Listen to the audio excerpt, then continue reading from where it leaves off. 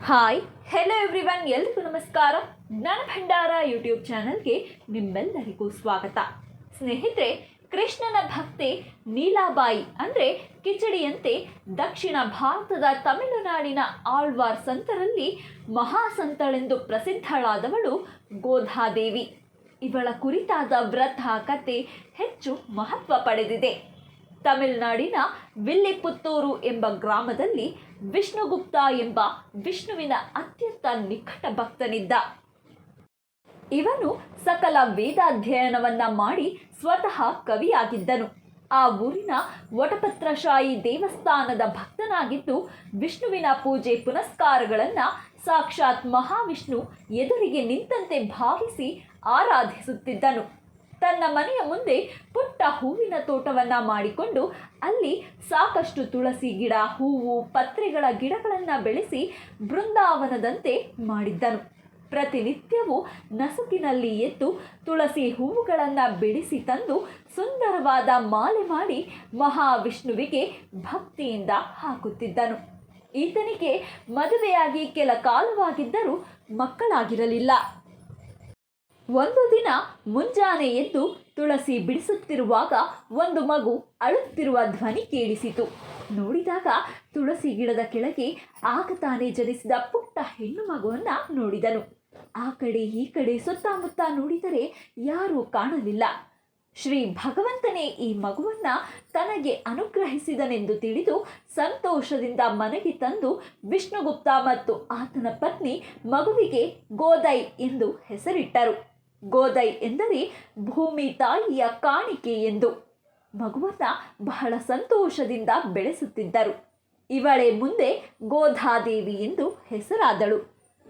ಗೋಧಾದೇವಿ ಚಿಕ್ಕವಳಿರುವಾಗಿಂದಲೇ ತಂದೆ ಮಾಡುತ್ತಿದ್ದ ಪೂಜೆಯನ್ನ ನೋಡುತ್ತಾ ಬೆಳೆದವಳು.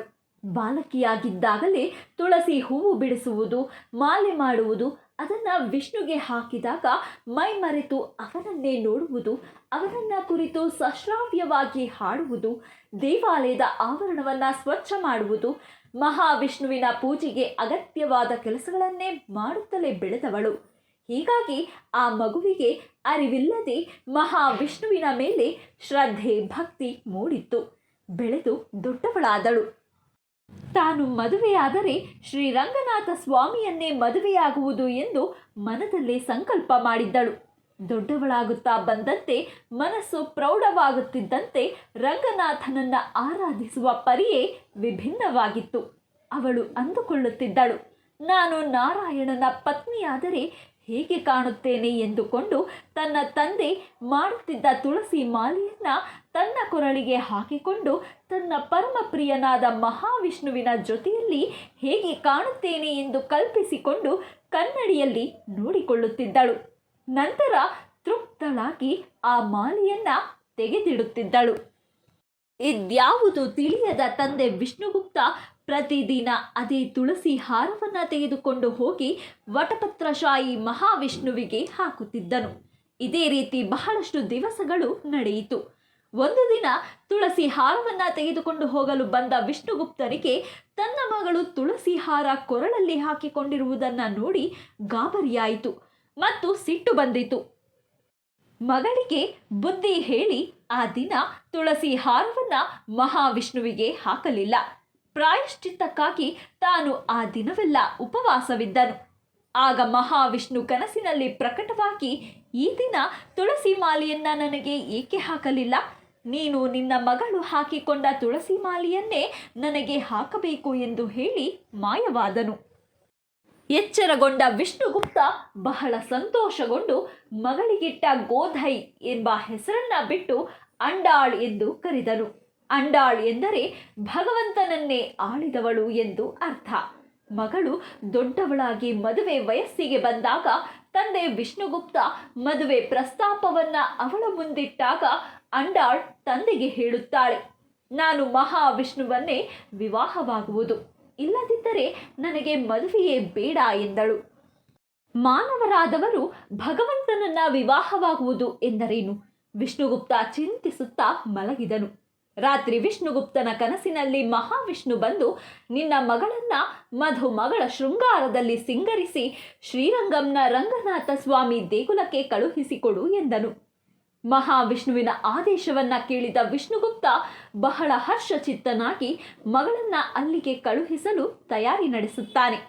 ಈ ಕಡೆ ಶ್ರೀರಂಗಂನಲ್ಲಿ ಪುರೋಹಿತರು ಹಾಗೂ ಅಲ್ಲಿನ ರಾಜನಾಗಿದ್ದ ವಲ್ಲಭದೇವನ ಕನಸಿನಲ್ಲಿ ಮಹಾವಿಷ್ಣು ಕಾಣಿಸಿಕೊಂಡು ಮದುವೆ ಸಿದ್ಧತೆಗೆ ತಯಾರಿ ಮಾಡಲು ಹೇಳಿ ಅಂಡಾಳನ್ನ ಕರೆತರಲು ಪಲ್ಲಕ್ಕಿ ಕಳುಹಿಸುವಂತೆ ರಾಜನಿಗೆ ಹೇಳಿದನು.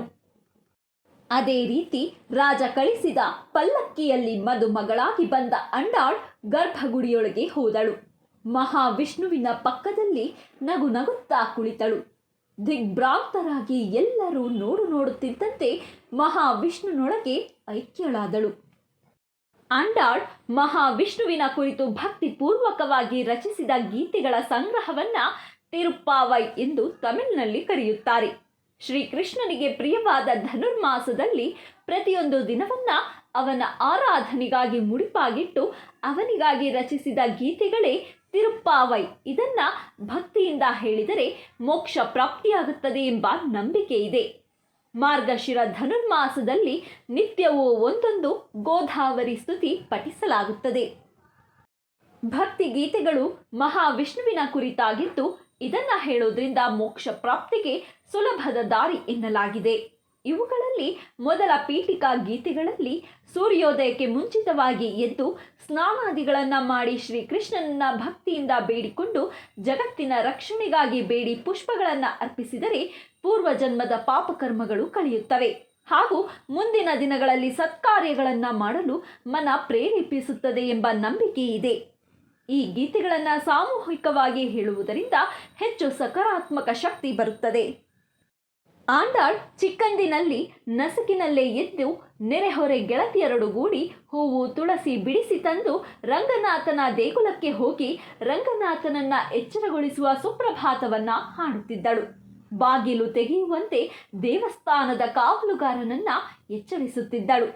ಶ್ರೀಕೃಷ್ಣ ಬಲರಾಮರನ್ನ ಎಬ್ಬಿಸಲು ಅವರ ತಾಯಿ ತಂದೆಯರಿಗೆ ಹೇಳಿದ ಗೀತೆ ಹಾಗೂ ಶ್ರೀಕೃಷ್ಣನ ದರ್ಶನ ಮಾಡಿಸುವಂತೆ ಭಕ್ತೆ ನೀಲಾಬಾಯಿ ಅನುಮತಿ ಕೇಳುವುದು, ಇನ್ನು ಹಲವಾರು ಭಕ್ತಿ ಗೀತೆಗಳೊಂದಿಗೆ ಪ್ರಕೃತಿ ಕೊಡುಗೆಯಾದ ಹೂವು, ಹಣ್ಣು, ಮರ, ಗಿಡ, ನದಿ, ಕೆರೆ, ಪಶು, ಪಕ್ಷಿ, ಬೆಟ್ಟ, ಗುಡ್ಡ, ಪ್ರಾರ್ಥನೆ ಕುರಿತಾಗಿ ಭಕ್ತಿ ಗೀತೆಗಳನ್ನು ರಚಿಸಿದ್ದಾಳೆ.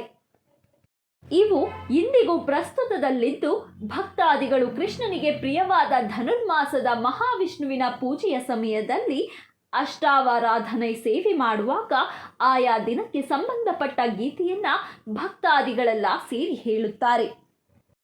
ಕೇಳಿದ್ರಲ್ಲ ಸ್ನೇಹಿತರೆ, ಇದಿಷ್ಟು ಭೂದೇವಿಯು ಗೋಧಾದೇವಿ ಅಂದರೆ ಅಂಡಾಳ್ ರೂಪದಲ್ಲಿ ಜನಿಸಿ ಮತ್ತೆ ಶ್ರೀರಂಗನಾಥ ಸ್ವಾಮಿಯನ್ನ ಸೇರಿದ ಪರಿ.